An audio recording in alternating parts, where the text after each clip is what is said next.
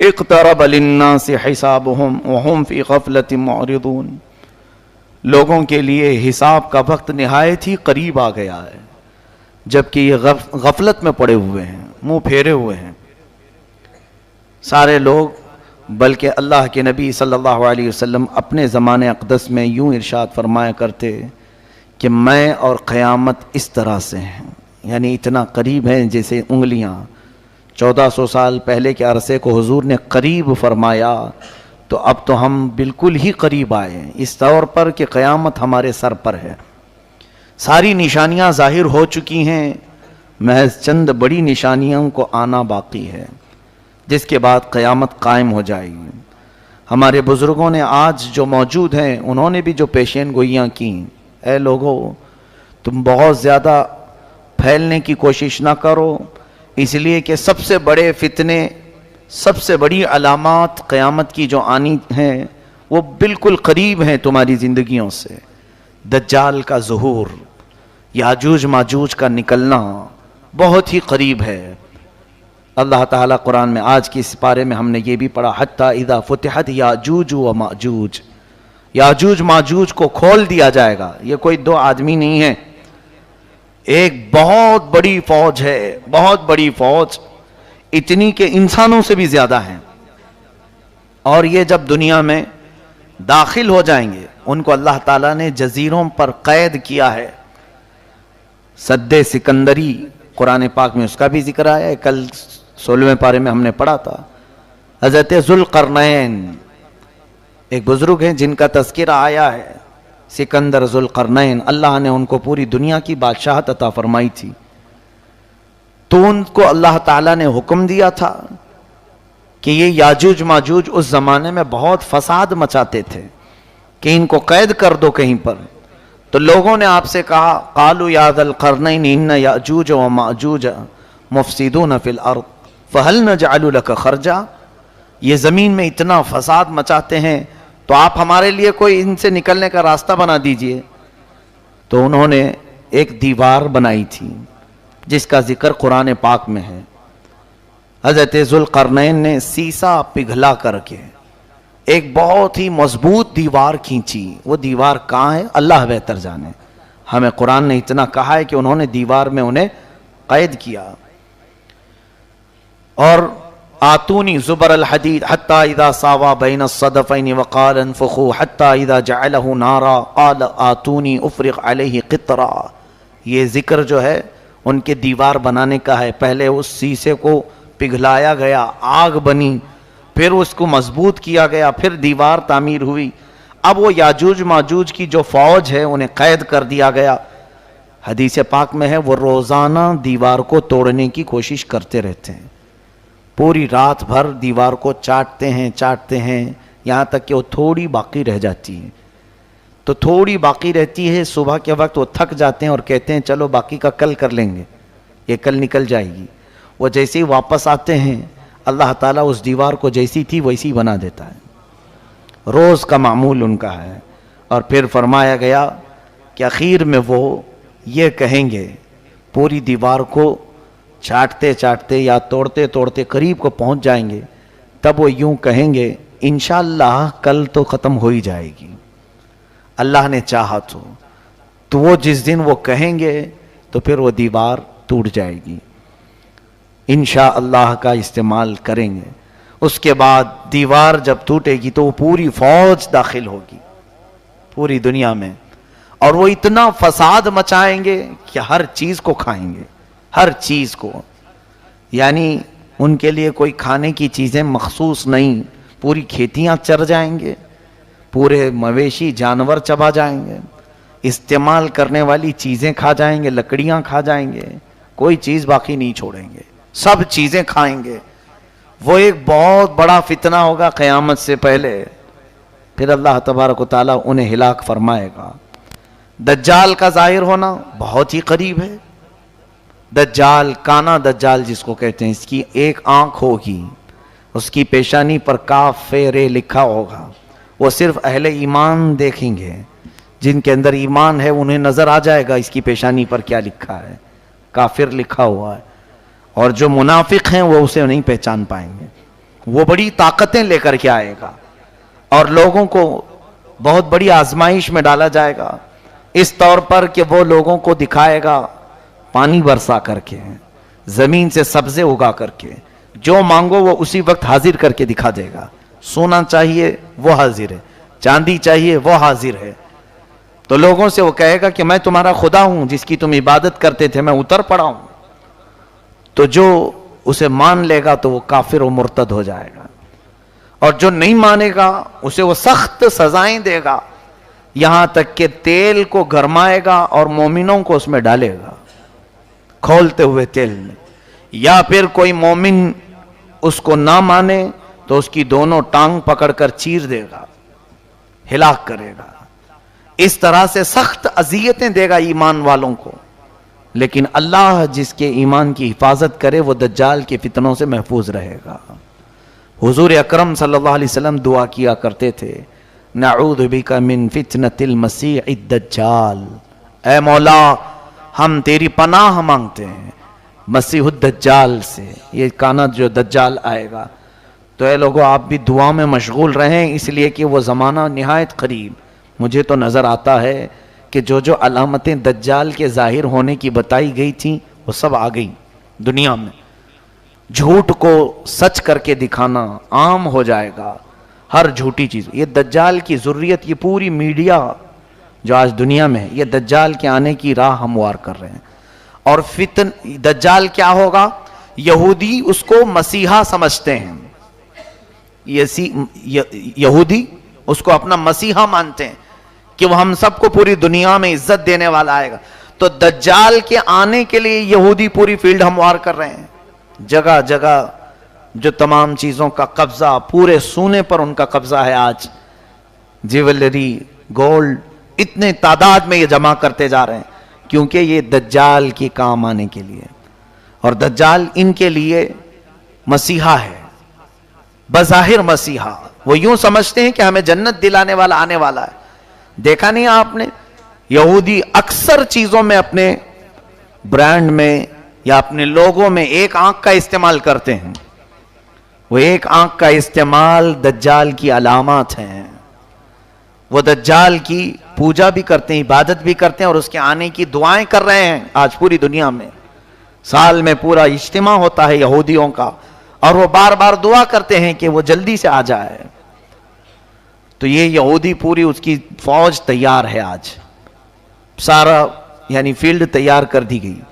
یہ بھی حدیث پاک میں آیا ہے، دجال کے آنے سے پہلے پہلے یہودی اور عیسائی تمام ملکوں کو فتح کرتے کرتے حرم پاک تک پہنچ جائیں گے۔ حرمین طیبین چھوڑ کر، مکہ مکرمہ اور مدینہ طیبہ چھوڑ کر تقریباً پوری دنیا پر یہ قبضہ کر لیں گے۔ یہ حدیث پاک میں یہ ہو کے رہے گا، اور یہ پہنچ گئے، آج عرب میں بھی پہنچ گئے ہیں۔ آج عرب کے تمام ایئرپورٹ، سعودی عرب، اصل میں اس کو سعودی کہنا مناسب نہیں سمجھتا، وہ عرب شریف تھا، ان ظالموں نے اس کو سعودی بنایا ہے، پہلے نہیں تھا یہ سعودی، اس کو انہوں نے اپنے خاندانی نام سے ملک کو تجویز کیا ہے۔ وہ عرب ہے، حجاز ہے حضور کے زمانے کا۔ وہاں اب تقریباً سیکورٹی کے تمام معاملات بادشاہوں نے اب اسرائیل کو دے دیا ہے، یہودیوں کو دے دیا ہے۔ حتیٰ کہ ابھی نئی خبر یہ بھی ملنے کو آ رہی ہے کہ حج اور عمرے کے تمام انتظامات اسرائیلی کمپنی کو دیے جانے والے ہیں، یعنی وہ بہتر سے بہتر سیکورٹی فراہم کریں گے۔ کتنے سالوں سے، کئی 100 سالوں سے اسرائیل کا اور عرب کا کوئی تعلق نہیں تھا، سفارتی تعلق نہیں تھا۔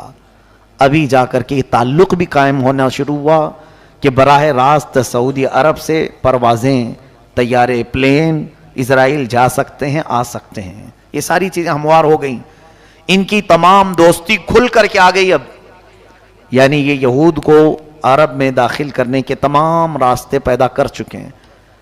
کیا یہ علامات نہیں؟ حضور صلی اللہ علیہ وسلم کی حدیثیں پڑھو، دجال کے آنے کی اور کیا علامات ہیں؟ فرمایا عرب جب کثرت سے گناہ میں مبتلا ہو جائیں گے، کثرت الخبث، یعنی خباثت عام ہو جائے گی۔ اسی کی تو ایک کڑی ہے کہ اب عرب میں بیچ بننے جا رہے ہیں، سینما تھیٹر کھلنے جا رہے ہیں، جوے کے اڈے اوپن ہو رہے ہیں. یہ میرے آقا نے فرما دیا تھا عرب جو ہے خباثت میں مشغول ہو جائیں گے، علل اعلان برائیوں. پہلے سے تو تھی ان کے اندر لیکن اب کھل کر کے. یہ دجال کے آنے کی بڑی بڑی علامتیں ہیں. دریائے تبری جس کے متعلق یہ فرمایا گیا اس کا پانی سوکھ جائے گا تب دجال آ جائے گا. ابھی ہم نے رپورٹ میں دیکھا ہے کہ 2 یا 2.5 فٹ پانی اس میں بچ گیا ہے دریائے تبری میں. یہ تمام چیزیں اتنی قریب ہیں اور میرا مولا فرماتا ہے اقترب للناس حسابهم وهم فی غفلۃ. بہت ہی قریب آ گیا ہے لوگوں کے حساب کا وقت جبکہ یہ غفلت میں پڑے ہوئے ہیں. ایسا لگتا ہے کہ کچھ حساب دینا ہی نہیں ہے. قیامت کے آنے کے آثار تمہارے لیے سب چیزیں جو میرے آقا نے فرمایا سب کھل کر کے آنے لگی. پھر کیوں ہم واپس جانے کے انتظار میں نہیں؟ اپنے لیے تیاریاں. آج دیکھیں بچہ بچہ گھر میں اپنے ماں باپ سے ایک چیز پوچھتا ہے عید کے میرے جوڑے کون سے ہیں. ماں باپ یا پھر تقریباً آج اکثر لوگوں کو آپ کسی مارکیٹ میں ہی دیکھیں گے سارے بازار بھرے ہوئے ہیں آج. کیوں؟ عید کی خریداری ہے. عید میں پہننا تو ہے میاں، ابھی عید تو 15-20 دن باقی ہے لیکن تیاری اب سے شروع ہے. ٹیلروں کے پاس جانا اور پھر اپنے سجنے سنورنے کے سامان لینا، یہ سب چیزیں ہو چکی. تقریباً عید آنے سے پہلے پہلے سب کے کپڑے تیار ہیں. گھر میں کیا بننا ہے یہ بھی تیار ہے، گھر میں کیسے سجاوٹ ہوگی یہ بھی تیار ہے، سب تیار ہے. ایک دن کی عید کے لیے ہم مہینہ بھر سے تیاریاں کر رہے ہیں. میرے عزیزو قیامت میں مولا کے حضور کھڑے ہونے کی کیا تیاری کی؟ کون کون سی تیاریاں ہمارے پاس؟ کبھی اپنے بچوں کو سکھایا کہ بیٹا وہاں رب تعالیٰ تو تجھے ننگا کر دے گا، تو کیا پہنے گا؟ قرآن پڑھا، اپنے لیے کچھ رکھا؟ کہیں تمہاری کوئی چوپڑی میں چھوٹی سی نوٹ بک میں لکھا ہوا ہے کہ میں نے اپنی زندگی میں اتنے ختم قرآن کیے ہیں، اتنی تسبیحات پڑھے ہیں، اتنے ذکر کیے ہیں؟ یا پھر کوئی تو چیزیں ایسی لکھ کر کے رکھو کہ رب تبارک و تعالیٰ کے حضور اگر پوچھا جائے تو یہ پیش کر دوں گا. ہم تو اندھا دھند جی رہے ہیں، ہم کو تو کوئی خبر ہی نہیں. باقی سب ہم جوڑے گنتے ہیں، ہر چیز کی تمام ہم کو حساب کتاب سب معلوم ہے. کس دن کیا بنے گا، کس دن کیا سجایا جائے گا، کس دن کیا پہنا جائے گا. میرے عزیزو یہ غفلت کی زندگی ہمارے لیے بہت ہی خطرناک ہے. مسلمان کی زندگی ایسی نہیں ہونی چاہیے. کفار و مشرکین اگر ایسے جیتے ہیں تو ان کے لیے تو اللہ نے جہنم تیار کیا ہے. اللہ فرماتا اعدت للکافرین، میں نے جہنم کو کافروں کے لیے تیار کیا ہے. تم کیوں اس کی تیاری کر رہے ہو؟ فاتقوا النار التي وقودها الناس والحجارة اعدت للکافرین، اس جہنم کی آگ سے ڈرو جس کا ایندھن میں نے انسانوں کو اور پتھروں کو بنایا. لیکن وہ جہنم کس کے لیے ہے؟ اے لوگو، کافروں کے لیے. تم خوش نصیب ہو، اللہ نے تمہارے لیے کہیں پر بھی قرآن میں ایک جگہ بھی نہیں فرمایا کہ جہنم ہے، بلکہ سب جگہ تمہارے لیے فرمایا ان الذین آمنوا وعملوا الصالحات کانت لہم جنات الفردوس نزلا. جو ایمان لائے ہیں، عمل صالح کیے ہیں، اے لوگو، ان کی مہمان نوازی کے لیے تو میں نے جنت الفردوس بنایا ہے.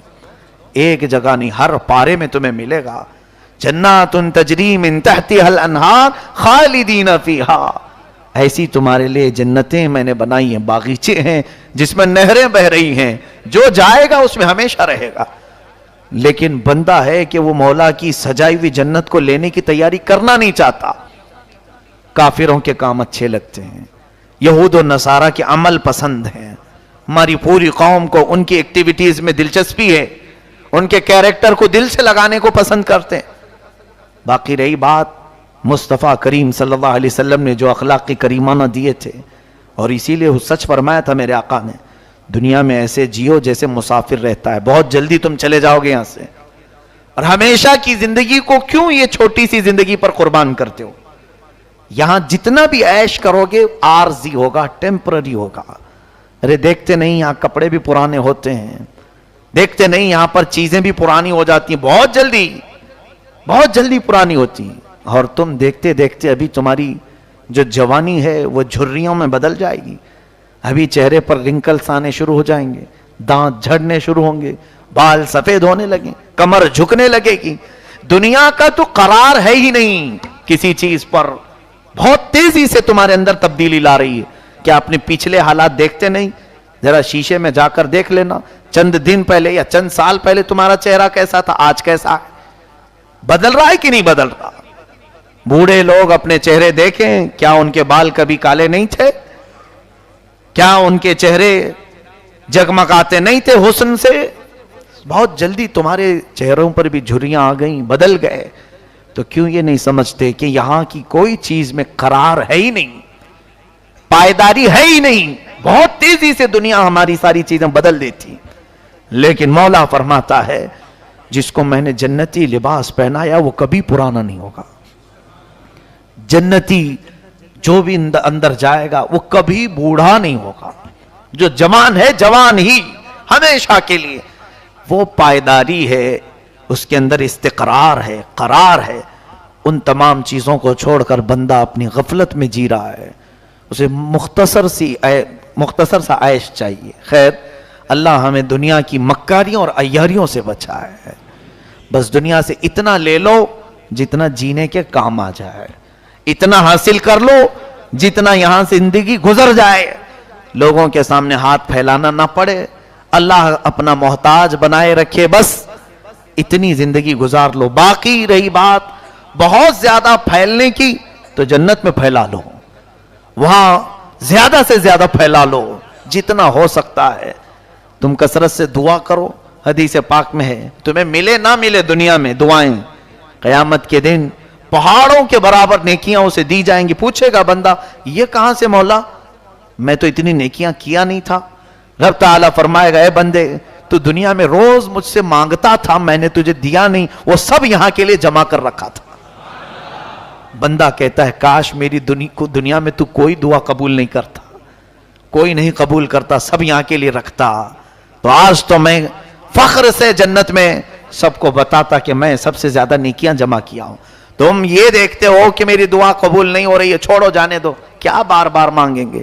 نہیں، مانگنا بند مت کرو، کثرت سے مانگتے رہو تاکہ یہ سب آخرت میں جمع ہوتے رہے. اللہ تعالی حضور صلی اللہ علیہ وسلم سے ارشاد فرماتا ہے جب بنی آدم یعنی آدم کا بیٹا کوئی بھی صدقہ دیتا ہے تو ہاتھ اس کا ہوتا ہے، لیکن جس کو دیتا ہے وہ فقیر دکھتا ہے، مولا فرماتا میں لے لیتا ہوں، اس کے ہاتھ سے میں لے لیتا ہوں. مولا محتاج نہیں. اور پھر فرماتا ہے جیسے دنیا میں بچڑے کی پرورش ہوتی ہے، چھوٹے سے گائے کے بچے کی کیسے اسے پالا جاتا ہے، حدیث پاک میں یہ الفاظ آئے. مولا فرماتا ہے حبیب تمہارے امت کے دیے ہوئے صدقے کو میں ایسے پالتا ہوں تاکہ وہ بڑا ہو جائے، اور قیامت کے دن جب یہ آتا ہے تو بہت بڑا ہو چکا ہوتا ہے، وہ نیکی بہت بڑی ہوتی. تب پھر وہ کہتا ہے یہ کہاں سے میری. رب فرماتا ہے ایک بار تو چھپ کر کے خیرات کیا تھا، اسے میں لے کر کے پالا ہوں، آج اتنا بڑا ہو گیا ہے. میرے عزیز، اور رب تبارک و تعالیٰ کے ہاں کچھ جمع کرو، انویسٹ وہاں کے لیے بھی کرو. ہر جگہ دنیا میں یہ کیوں ہم تلاش رہے کہ ہے کوئی 100 کا 200 کرنے والا، 1000 کا 2000 کرنے والا، سب کی تلاش جستجو اسی میں لگی. اور دیکھتے ہیں کہ ہر جگہ فراڈ کمپنیاں، پھر بھی جا کر لگانا چاہتے ہیں. کوئی تو ہے ڈبل کر کے دے دے، کوئی تو ہے ڈبل کر کے دے دے. میرا مولا فرما رہا ہے تم 1-2 ڈبل نہیں 70 گنا زیادہ دوں گا. کون دینے والا ہے دنیا میں؟ بلکہ تیسرے پارے میں تو اللہ فرماتا ہے مثل الذین ينفقون اموالهم فی سبیل اللہ کمثل حبۃ انبتت 7 سنابل فی کل سنبلۃ 100 حبہ. جس نے ایک بیج بھی دیا نا اللہ کی بارگاہ میں، اللہ فرماتا ہے وہ ایسی ہے جیسے ایک پودا بویا، ایک پودا زمین پر بویا، اس میں سے پھلیاں نکلی اور ہر 7 شاخیں نکلی، ہر شاخ میں 100 دانے. اس طرح سمجھو کہ تمہاری ایک خیرات کو اللہ 10 گنا 70 گنا نہیں 700 گنا بڑھا کر کے دے گا. لیکن کہاں ہے ہمارا یقین؟ ہمیں یقین ان دنیاوی چیٹروں پر ہوتا ہے، دھوکے بازوں پر ہوتا ہے، جو ہمیں پرسنٹیج دینے کو تیار ہے، وہ بھی سود پر، حرام چیزوں پر. دنیا میں ہم مسلمان بن کر جئیں تو میرے آقا صلی اللہ علیہ وسلم کے بتائے ہوئے طریقے پر جی۔